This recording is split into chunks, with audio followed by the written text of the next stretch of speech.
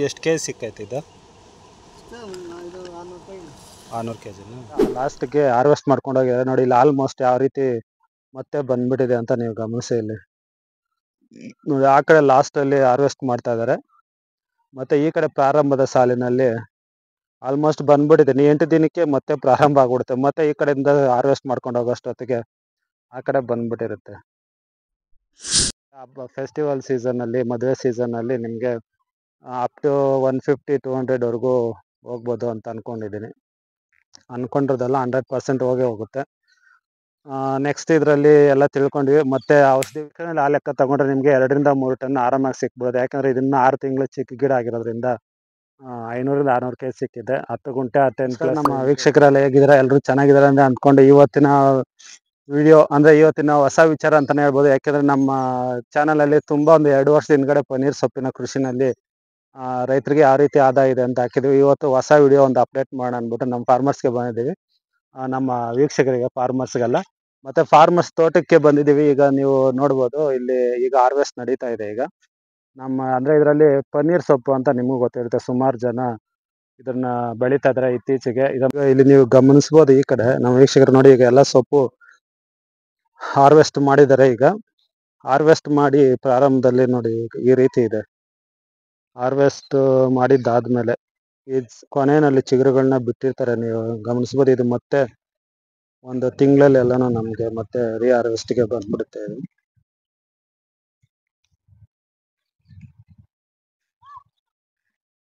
ಇದು ಬಿಡಿಸಿ ಎಷ್ಟು ದಿನ ಆಗಿದೆ? 2 ದಿನ ಆಗಿದೆಯಾ?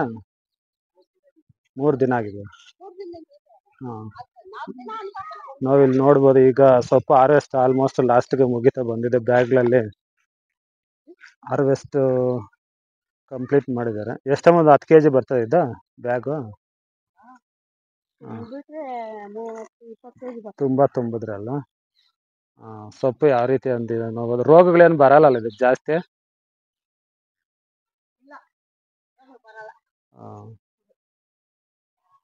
ಆಲ್ಮೋಸ್ಟ್ ಈಗ ಕ್ಲೈಮ್ಯಾಕ್ಸ್ ಸ್ಟೇಜಲ್ಲಿ ಇದ್ದಾರೆ. ಈಗ ಕಳೆಗಳಿದ್ರು ಏನು ಅಷ್ಟು ತಲೆ ಕೆಡಿಸ್ಕೊಳ್ಳೋ ಅವಶ್ಯಕತೆ ಇದೆ. ನೋಡಿ, ಕಳೆಗಳ ಪಾಡಿಗೆ ಕಳೆಗಳಿದೆ, ಮತ್ತೆ ಇದು ಪಾಡಿಗೆ ಇದು ಬೆಳೀತಾ ಇದೆ. ನೋಡಿ, ಹಾರ್ವೆಸ್ಟ್ ಮಾಡಿ ಪ್ರಾರಂಭ ಮಾಡಿ 8 ದಿನ ಆಗಿದೆ ಅಂತ ಹೇಳಿದ್ರು. ನೋಡಿ, ಈ ಕಡೆಯಿಂದ ಲಾಸ್ಟ್ಗೆ ಹಾರ್ವೆಸ್ಟ್ ಮಾಡ್ಕೊಂಡು ಹೋಗಿದ್ದಾರೆ. ನೋಡಿ, ಇಲ್ಲಿ ಆಲ್ಮೋಸ್ಟ್ ಯಾವ ರೀತಿ ಮತ್ತೆ ಬಂದ್ಬಿಟ್ಟಿದೆ ಅಂತ ನೀವು ಗಮನಿಸಿ. ಇಲ್ಲಿ ನೋಡಿ, ಆ ಕಡೆ ಲಾಸ್ಟ್ ಅಲ್ಲಿ ಹಾರ್ವೆಸ್ಟ್ ಮಾಡ್ತಾ ಇದ್ದಾರೆ, ಮತ್ತೆ ಈ ಕಡೆ ಪ್ರಾರಂಭದ ಸಾಲಿನಲ್ಲಿ ಆಲ್ಮೋಸ್ಟ್ ಬಂದ್ಬಿಟ್ಟಿದೆ. 8 ದಿನಕ್ಕೆ ಮತ್ತೆ ಪ್ರಾರಂಭ ಆಗ್ಬಿಡುತ್ತೆ. ಮತ್ತೆ ಈ ಕಡೆಯಿಂದ ಹಾರ್ವೆಸ್ಟ್ ಮಾಡ್ಕೊಂಡು ಹೋಗೋಷ್ಟೊತ್ತಿಗೆ ಆ ಕಡೆ ಬಂದ್ಬಿಟ್ಟಿರುತ್ತೆ ಅಲ್ವಾ. ಇದು ಕಡಿಮೆ ಖರ್ಚು ಮತ್ತೆ ಲೈಫು ತುಂಬಾ ಇರುತ್ತೆ. ನೋಡಿ, ಅಂತರ ಬೆಳೆಯಾಗಿ ಸಾಲಿಂದ ಸಾಲಿಲ್ಲ ಅಂತರ ಬೆಳೆಯಾಗಿ ಅವರೆಕಾಯಿ ಗಿಡವನ್ನು ಸಹ ಬೆಳ್ಕೊಂಡಿದ್ದಾರೆ. ಇದು ತುಂಬಾ ಪನ್ನೀರ್ ಸೊಪ್ಪಿನ ಗಿಡ. ಇದು ತುಂಬಾ ಅಗಲ ಆಗ್ಬಿಟ್ರೆ ಸಾಲಿಂದ ಸಾಲ ಅಗಲ ಆದ್ರೆ ಈ ತರ ಆಗೋದಿಲ್ಲ. ಪ್ರಾರಂಭದಲ್ಲಿ ಗಿಡ ಚಿಕ್ಕದಾಗಿರೋದ್ರಿಂದ ಹಾಕೊಂಡಿದ್ದಾರೆ, ಏನು ತೊಂದರೆ ಇಲ್ಲ ಅಂತರ ಬೆಳೆ ಮಾಡೋದಿಕ್ಕೂ. ಮತ್ತೆ ನಿರಂತರ ಆದಾಯ 2-3 ವರ್ಷಕ್ಕೆ ನಿರಂತರವಾಗಿ ಆದಾಯ ಕೊಡೋದ್ರಿಂದ ನಮಗೆ ಅದರಲ್ಲೂ ತೊಂದರೆ ಇಲ್ಲ ಅಂತ ಅನ್ಕೊಂಡಿದ್ದೀನಿ. ನೋಡಿದ್ರಲ್ಲ, ತರಕಾರಿ ಬೆಳೆಗೆ ಮತ್ತೆ ಇದಕ್ಕೆ ಇರ್ತಕ್ಕಂಥ ವ್ಯತ್ಯಾಸ ಅಂದರೆ ಇದೊಂದೇ. ಅದು ಬರೀ 3 ತಿಂಗಳು ಮಾತ್ರ ನಮಗೆ ಪ್ರಾರಂಭದಲ್ಲಿ ಬೆಲೆ ಬಂದರೆ ಬಂಪರು, ಇಲ್ಲಾಂದರೆ ಲಾಟ್ರಿ. ಇದರಲ್ಲಿ ವರ್ಷ ಪೂರ್ತಿ ದಿನ ಬೇಕಾದರೂ ಆದಾಯ ಕೊಡುತ್ತೆ ಮತ್ತು ಖರ್ಚು ಕಡಿಮೆ ಅಂತಲೇ ಹೇಳ್ಬೋದು. ಇದೇ ರೀತಿ ಮತ್ತೊಂದು ಬೆಳೆನಲ್ಲಿ ಭೇಟಿಯಾಗೋಣ. ಅಲ್ಲಿವರೆಗೂ ನಮಸ್ಕಾರ. ಮಾಹಿತಿಗಳು ಅಂದರೆ ಸ್ವಲ್ಪ ಬ್ರೀಫಾಗಿ ಇನ್ಫಾರ್ಮೇಷನ್ ಕೊಟ್ಕೊಂಡು ಹೋಗೋಣ. ಇವತ್ತಿನ ಕೃಷಿನಲ್ಲಿ ಸ್ವಲ್ಪ ಫಾಸ್ಟಾಗಿ ಹೋಗೋಣ, ಯಾಕಂದರೆ ವಿಡಿಯೋ ತುಂಬ ಲೆಂತ್ ಮಾಡೋದು ಬೇಡ ಅಂತ ಅಂದ್ಕೊಂಡಿದ್ದೀನಿ. ಪನ್ನೀರ್ ಸೊಪ್ಪಿನ ಕೃಷಿ ಅಂತ ಹೇಳ್ಬೋದು. ಈಗ ಪನ್ನೀರ್ ಸೊಪ್ಪಿನ ಕೃಷಿ ಪ್ರಾರಂಭದಲ್ಲಿ ಮಣ್ಣಿನ ಪ್ರಿಪ್ರೇಷನ್ಗೆ ಯಾವ ರೀತಿ ಮಾಡಬೇಕಂತ ಈಗ ಫಸ್ಟ್ ಪ್ರಾರಂಭದಲ್ಲಿ ತಿಳ್ಕೊಳ್ಳೋಣ. 1 ಎಕರೆಗೆ ಎಷ್ಟು ಗಿಡ ಬೇಕಾಗುತ್ತೆ ಎಲ್ಲಾನು. ಒಂದು ಮಣ್ಣು ಪ್ರಿಪ್ರೇಷನ್ ಮಾಡಬೇಕಾದ್ರೆ ಇದು ನೀವು ಫಸ್ಟ್ ಗಮನಿಸಬೇಕಾಗಿರೋ ವಿಚಾರ, ಮಣ್ಣಲ್ಲಿ ನೀರು, ಮಳೆ ನೀರು ನಿಂತ್ಕೋಬಾರ್ದು. ಯಾವುದೇ ಕಾರಣಕ್ಕೂ ಮಳೆ ನೀರು ನಿಂತ್ಕೊಂಡ್ರೆ ಗಿಡ ಹೋಗ್ಬಿಡುತ್ತೆ 100%. ಇದು 1 ವರ್ಷ ಇರೋದಿಲ್ಲ. ನಾವು ಸುಮಾರು 3-4 ವರ್ಷ ಇರ್ತಕ್ಕಂಥ ಕೃಷಿ. ಇದು ನೀರು ನಿಂತ್ಕೊಳ್ಳೋ ಜಾಗದಲ್ಲಿ, ಹಳ್ಳ ಪ್ರದೇಶದಲ್ಲಿ, ತಗ್ಗು ಪ್ರದೇಶದಲ್ಲಿ ಹಾಕಿದ್ರೆ 6 ತಿಂಗಳಲ್ಲಿ ಫಿನಿಶ್ ಆಗಿಬಿಡುತ್ತೆ. ಮತ್ತೆ ಇದರಲ್ಲಿ ನೆಕ್ಸ್ಟ್ ವಿಚಾರ ಬಂದು ಗಿಡದಿಂದ ಗಿಡದ ಅಂತರ ಮತ್ತು ಸಾಲಿನ ಸಾಲದ ಅಂತರ. ಅಂದರೆ 6 ಅಡಿ ಸಾಲಿಂದ ಸಾಲಿಗೆ 6 ಅಡಿ ಅಂತರ ಕೊಡಬೇಕಾಗುತ್ತೆ. ಗಿಡದಿಂದ ಗಿಡಕ್ಕೆ 3 ಅಡಿಯ ಅಂತರ ಬೇಕು. ಗಿಡದ ಅಂತರ ಎಲ್ಲ ತಿಳ್ಕೊಂಡ್ವಿ. ಆಮೇಲೆ ಇದಕ್ಕೆ ಸಾಧ್ಯವಾದಷ್ಟು ಮಟ್ಟಿಗೆ ಕೆಮಿಕಲ್ ಗೊಬ್ಬರಗಳನ್ನು ಕೊಡಲೇಬಾರ್ದು. ಕೆಮಿಕಲ್ ಗೊಬ್ಬರ ಕೊಟ್ಟರೆ ಗಿಡ ಬೇಗ ಲೈಫ್ ಇರೋದೆಲ್ಲ ಹೋಗ್ಬಿಡುತ್ತೆ. ನೆಕ್ಸ್ಟ್ ಬಂದು ತಿಪ್ಪೆ ಗೊಬ್ಬರನ ಆದಷ್ಟು ನಾವು, ಅದೇ ಹಸು ಗೊಬ್ಬರನ ಆದಷ್ಟು ಮಣ್ಣಿಗೆ ಫಸ್ಟೇ ಸೇರಿಸಬೇಕು. ಮತ್ತು ಇಳುವರಿ ಪ್ರಮಾಣ, ಅದು ಗಿಡದ ಪ್ರಮಾಣ ಆಯಿತು, ಮತ್ತು ಎಲ್ಲ ಸಂಖ್ಯೆ ಎಲ್ಲ ಆಯಿತು. ಒಂದು ಎಕರೆನಲ್ಲಿ 1000 200ರಿಂದ 1300 ಗಿಡ ಬೇಕಾಗುತ್ತೆ. ಒಂದು ಗಿಡ ಬಂದು ನಿಮಗೆ 6ರಿಂದ 8 ರೂಪಾಯಿ ಸೀಸನ್ ವೈಸ್ ಆಗ್ಬೋದು. ನೆಕ್ಸ್ಟ್ ಬಂದು ನಿಮಗೆ ಇಳುವರಿ ಪ್ರಮಾಣ ಎಷ್ಟಾಗುತ್ತೆ ಅಂದರೆ, ಒಂದು ಪ್ರಾರಂಭದಲ್ಲಿ ಇಳುವರಿ ನಾವು ಗಿಡ ನಾಟಿ ಮಾಡಿ 3ರಿಂದ 4 ತಿಂಗಳಿಗೆ ಫಸ್ಟ್ ಕೊಯ್ಲು ಇಳುವರಿ ಸ್ಟಾರ್ಟ್ ಆಗುತ್ತೆ. ಆನಂತರ 3ರಿಂದ 4 ತಿಂಗಳು ಆದಮೇಲೆ ಈಗ ನೀವು ನೋಡ್ಬೋದು, ಇದು 6 ತಿಂಗಳ ಗಿಡ. ಇದರಲ್ಲಿ 2 ಕೊಯ್ಲು ಹಾರ್ವೆಸ್ಟ್ ಮಾಡಿದ್ದಾರೆ. ಈಗ 10 ಗುಂಟೆ ಪ್ರದೇಶದಲ್ಲಿ ಸುಮಾರು ನಮಗೆ 500ರಿಂದ 600 kg ಇಳುವರಿ ಬಂದಿದೆ ಅಂತ ಹೇಳ್ತಾರೆ. ಇಲ್ಲಿ ನೀವು ಕಣ್ಣೆದುರುಗಡೆ ನೋಡ್ಬೋದು, ಈಗ ಹಾರ್ವೆಸ್ಟ್ ಪ್ರಾರಂಭ ಮಾಡಿದ್ದಾರೆ.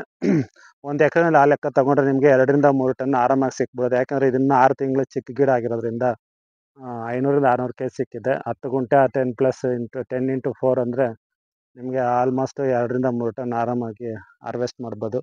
ಇನ್ನು ಇದು ಸೀಸನ್ ವೈಸ್ ಬಂದು ನಿಮಗೆ ಕೆಜಿಗೆ ಈಗ ಸದ್ಯದ ಮಾರುಕಟ್ಟೆ ಬೆಲೆಯಲ್ಲಿ 80ರಿಂದ 90 ರೂಪಾಯಿ ಹೋಗ್ತಾ ಇದೆ ಅಂತ ಹೇಳ್ತದೆ. ಮತ್ತು ಸೀಸನ್ ವೈಸು ಮತ್ತು ಹಬ್ಬ ಫೆಸ್ಟಿವಲ್ ಸೀಸನ್ನಲ್ಲಿ, ಮದುವೆ ಸೀಸನ್ನಲ್ಲಿ ನಿಮಗೆ ಅಪ್ ಟು 150-200ವರೆಗೂ ಹೋಗ್ಬೋದು ಅಂತ ಅಂದ್ಕೊಂಡಿರೋದಲ್ಲ, 100% ಹೋಗುತ್ತೆ.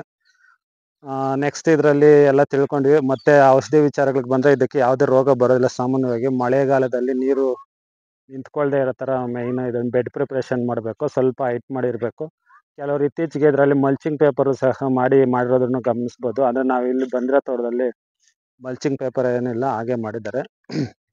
ಮತ್ತು ಇದರಲ್ಲಿ ಗಿಡ ನಾಟಿ ಮಾಡೋದು ಮತ್ತು ಬೆಲೆಗಳು ಎಲ್ಲ ತಿಳ್ಕೊಂಡ್ವಿ. ನೆಕ್ಸ್ಟು ಬೆಡ್ ಪ್ರಿಪ್ರೇಷನ್ನು ತಿಳ್ಕೊಂಡ್ವಿ. ಇನ್ನು ಲೇಬರ್ ವಿಚಾರ ಬಂದರೆ, ನಿಮಗೆ ಲೋಕಲ್ ಮಾರ್ಕೆಟ್ ಅವೈಲೇಬಿಲಿಟಿ ಇದ್ದರೆ ನೀವೇ ಲೇಬರ್ಸ್ನ ತಗೊಂಡು ಇದನ್ನು ಗಿಡನ ಅಂದರೆ ಸೊಪ್ಪನ್ನು ಹಾರ್ವೆಸ್ಟ್ ಮಾಡ್ಬೋದು. ಇಲ್ಲಾಂದರೆ ಇದರಲ್ಲಿ ಟೋಟಲಾಗಿ ಹೋಲ್ಸೇಲಾಗಿಯೂ ಸೇಲ್ ಮಾಡ್ಬೋದು. ಈಗ ನೀವು ನೋಡ್ತಾ ಇರ್ಬೋದು, 10 ಗುಂಟೆ ಪ್ರದೇಶದಲ್ಲಿ ಕೇವಲ ಇನ್ನೂ ಚಿಕ್ಕ ಗಿಡ ಇದು. 5ರಿಂದ 6 ತಿಂಗಳ ಗಿಡದಲ್ಲೇ 26,000ಕ್ಕೆ 10 ಗುಂಟೆನೂ ಬರೋದಿಲ್ಲ. ಎಕ್ಸಾಕ್ಟಾಗಿ ಒಂದು 7ರಿಂದ 8 ಗುಂಟೆ ಬರ್ಬೋದು ಅಷ್ಟೇ ಅಂತ ಅಂದ್ಕೊಂಡಿದ್ದೀನಿ. ನನ್ನ ಪ್ರಕಾರ 26,000ಕ್ಕೆ ಕೊಟ್ಟಿದ್ದಾರೆ. ಇನ್ನೂ ಇದು ದೊಡ್ಡದಾಗಿ ಗಿಡ ಬೆಳೆದ್ರೆ ಸುಮಾರು ಈ ಪ್ರದೇಶನೇ ನಿಮಗೆ 70ರಿಂದ 80,000 ರೂಪಾಯಿವರೆಗೂ ಚಿಕ್ಕ 10 ಗುಂಟೆ ಪ್ರದೇಶದಲ್ಲೇ ಅದನ್ನು ಸೇಲ್ ಮಾಡ್ಬೋದು. ನಿಮಗೆ ಲೋಕಲಲ್ಲಿ ಮಾರ್ಕೆಟ್ ಅವೈಲಬಿಲಿಟಿ ಇದೆ, ಲೇಬರ್ಸ್ ಇದ್ದಾರೆ. ಡೈಲಿ ನಮಗೆ ಇನ್ಕಮ್ ಬೇಕಂದರೆ ನೀವೇ ಹಾರ್ವೆಸ್ಟ್ ಮಾಡ್ಬೋದು, ಏನೂ ತೊಂದರೆ ಇಲ್ಲ.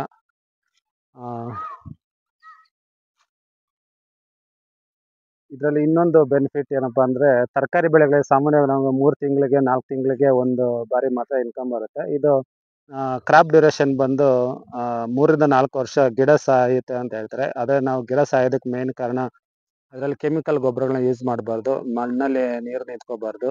ನೆಕ್ಸ್ಟ್ ಬಂದು ಇದರಲ್ಲಿ ಔಷಧಿಗಳೇನು ಅಷ್ಟು ಕೇಳೋದಿಲ್ಲ. ಮತ್ತು ತಿಂಗಳಿಗೆ ಒಂದು ಕ್ರಾಪ್ ಬರುತ್ತೆ. ಸೊಪ್ಪು ಎಲ್ಲ ಬಿಡಿಸಿ ಮುಗಿದ್ಮೇಲೆ 20ರಿಂದ 30 ದಿವಸಕ್ಕೆ ಮತ್ತೆ ನೆಕ್ಸ್ಟ್ ಇನ್ನೊಂದು ಹಾರ್ವೆಸ್ಟ್ ಬರುತ್ತೆ. ಅಷ್ಟು ಬೇಗ ಬರ್ತಾ ಇರುತ್ತೆ. ವರ್ಷದಲ್ಲಿ ಕನಿಷ್ಠ ಅಂದರೆ ನಮಗೆ 10 ಹಾರ್ವೆಸ್ಟು ಬಂದೇ ಬರುತ್ತೆ. ಅನ್ಸೀಸನಲ್ಲಿ ಸ್ವಲ್ಪ ಬೆಲೆ ಕಡಿಮೆ ಆಗ್ಬೋದು. ಮತ್ತು ಚೆನ್ನಾಗಿರೋ ಸೀಸನಲ್ಲಿ ಈಗ ಸ್ವಲ್ಪ ಕವರ್ ಮಾಡಿದ್ರೂ ಇದರಲ್ಲಿ ಲಾಸ್ ಆಗೋ ಚಾನ್ಸ್ ಅಂತೂ ಇಲ್ಲ ಅಂತ ಅಂದ್ಕೊಂಡಿದ್ದೀನಿ. ನೆಕ್ಸ್ಟು ಎಲ್ಲ ಇಳುವರಿ ಮತ್ತು ಬೆಳೆಯ ಬಗ್ಗೆ ಎಲ್ಲ ತಿಳ್ಕೊಂಡ್ವಿ.